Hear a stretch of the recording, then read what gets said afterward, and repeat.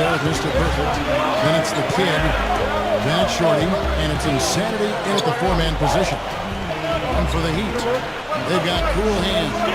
The Natural out there with the Monster. And it's Fisher. And it's Big Dog at the two spot.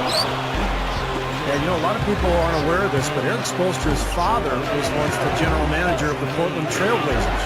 And Eric went on to play at the University of Portland, had a nice career there before hooking on with the Miami Heat. He's been with the organization for a long time. Well, that was a quick foul for him there. The refs are certainly calling it close.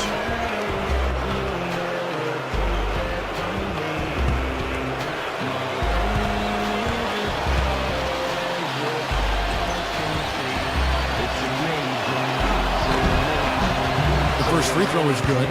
And for Coach Spoelstra, Steve, as you mentioned, family ties in the business of basketball. He's been around it since he was a little guy. Yeah, he knew relatively early on in his life that he wanted to stay around the game. After college, he played a couple of seasons professionally in Germany, and then ended up at the age of 25 working as an intern for the Heat as a video coordinator. So quite a climb for Eric Spoelstra. Let's go to Doris Burke, who moments ago caught up with head coach Larry Drew. And what's the news down there, Doris? Kevin, he told me he stressed to his players that what he wanted more than anything tonight was the extra pass. He said, we have a lot of guys on this roster that can be factors on offense. As long as we're keeping everyone involved, we can overwhelm teams with our scoring. Let's see if they can keep the rock moving and share the ball, guys.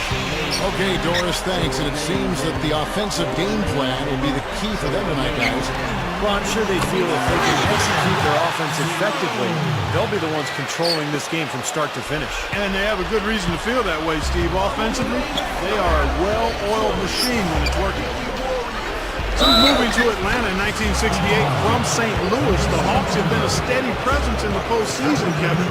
Still, that penultimate goal of an NBA title has eluded them. The Hawks shooting their third and fourth free throw shots of the night. And those aren't the kind of numbers they can afford to repeat throughout this season. And he makes the first. With the Hawks in their playoff history, they've always seemed to be the good team that just as overpowered, it seems, Steve, in the end. Yeah, they've never had that transcendent player. The closest guy they had to that was probably Dominique Wilkins.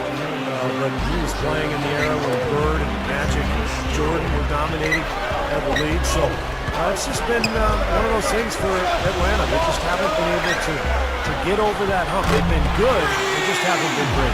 They're not going to run that play very often. But hey, they'll take it. Way to notch that three. Here's the eraser.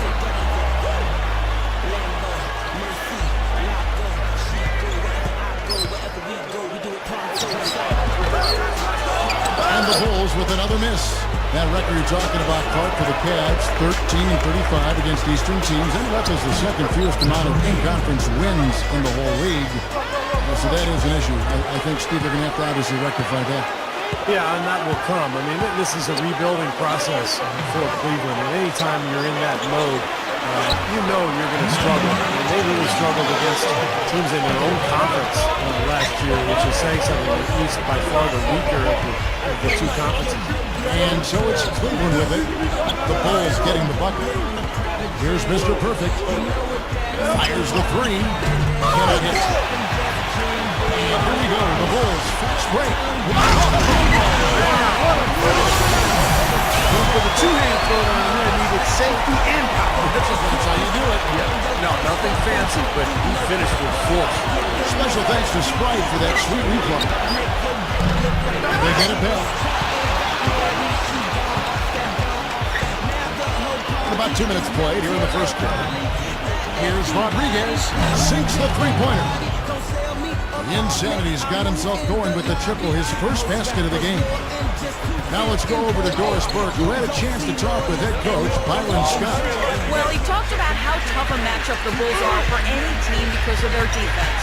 He said Coach Thibodeau really knows how to prevent an offense from doing what they want. The Bulls are experts in taking away options.